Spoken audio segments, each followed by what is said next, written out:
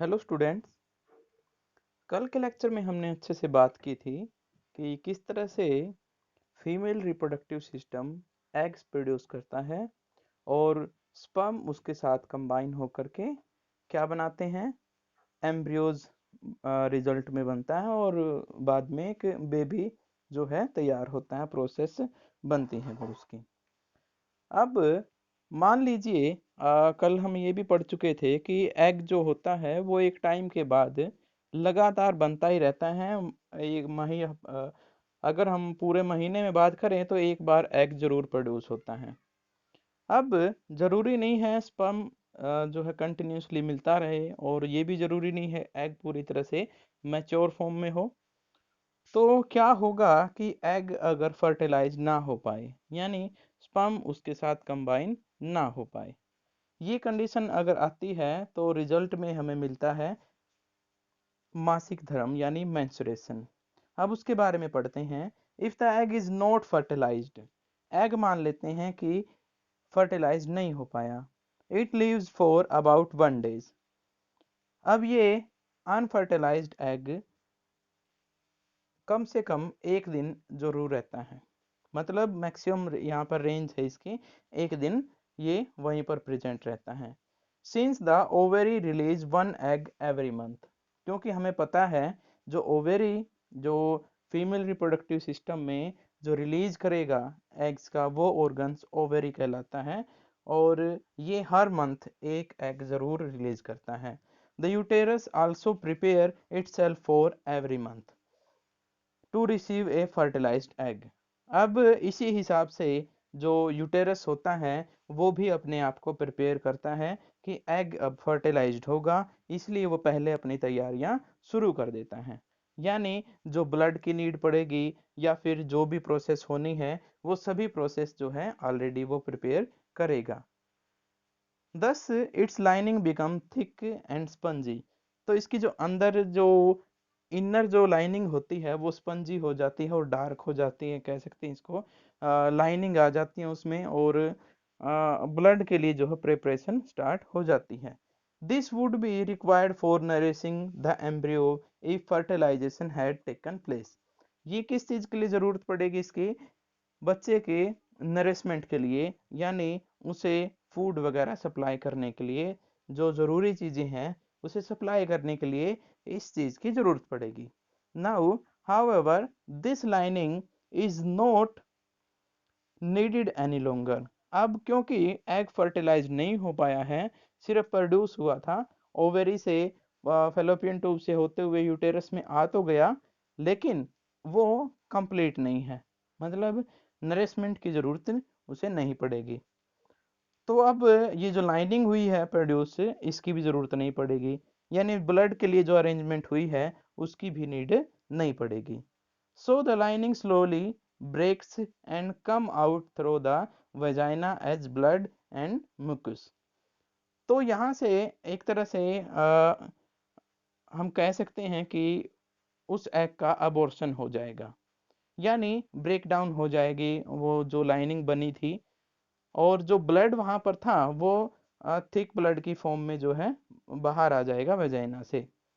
This cycle take place रफली every month, और ये लगभग हर महीने ऐसी प्रोसेस होती है महिलाओं के साथ। And it's known as menstruation, और इसे मेंस्ट्रुएशन कहा जाता है, या हिंदी में अगर बात करें तो मासिक धर्म इसे हम कहते हैं।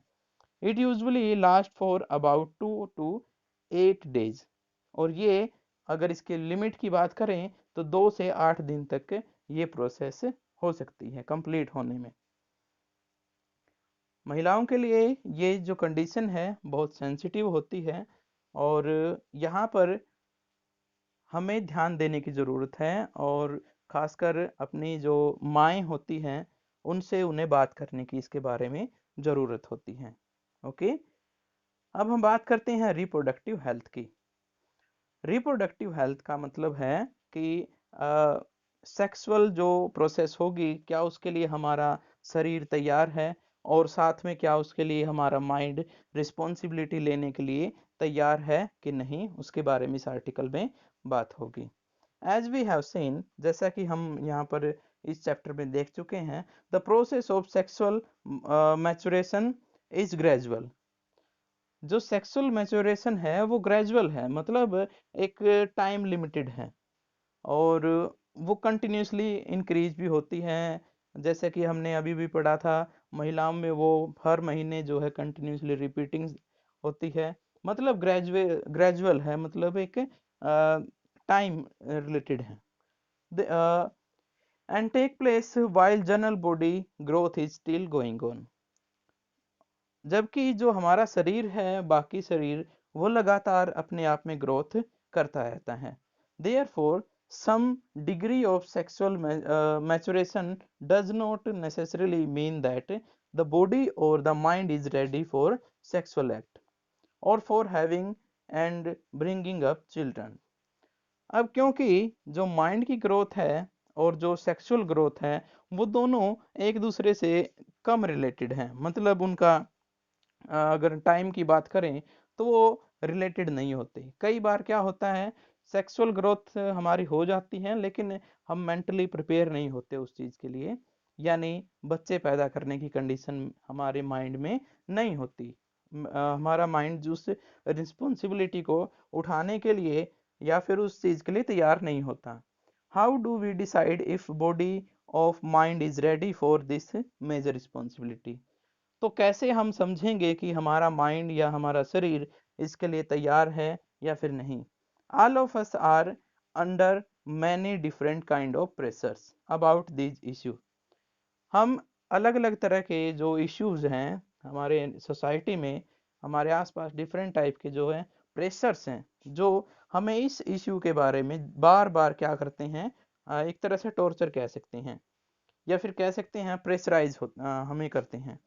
There can be pressure from our friends. ये प्रेशर हमारे फ्रेंड्स की तरफ से हो सकता है, यानी दोस्तों की तरफ से, और ये हो सकता है हमारे पेरेंट्स की वजह से ऐसा हो सकता है हम अपने आप ही ऐसे प्रेशर को जो है अज्यूम करने लगें, हमारा माइंड अपने आसपास के एनवायरनमेंट को देख करके।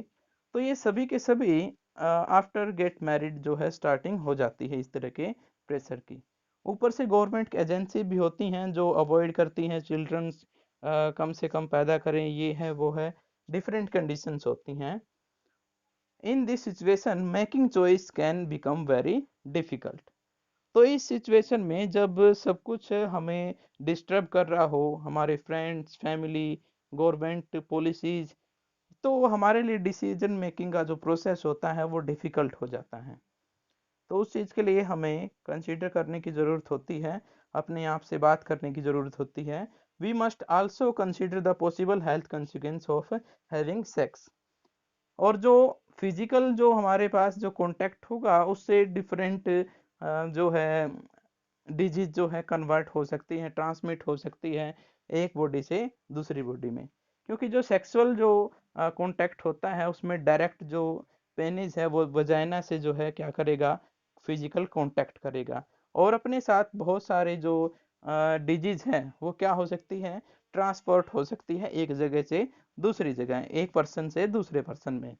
यानी हम कह सकते हैं कि फॉर एग्जांपल HIV एड्स से एक ये बीमारी है जो बहुत खतरनाक है, तो हमें इस तरह की बीमारियों से बचने की भी ज़रूरत है।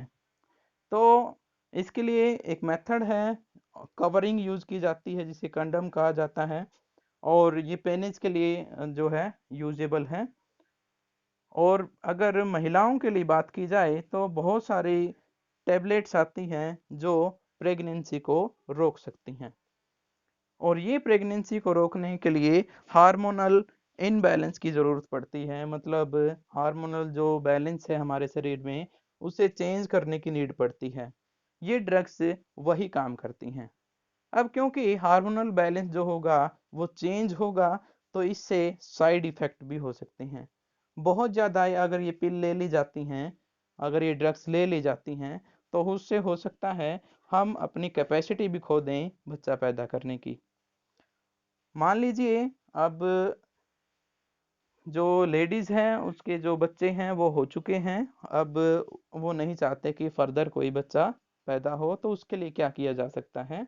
तो उसके लिए कुछ सर्जरीज होती हैं। मेल के लिए जो जो स्पर्म को एक जगह से दूसरी जगह लेके जाने का काम करती है, वास डेफरेंस काम करती है।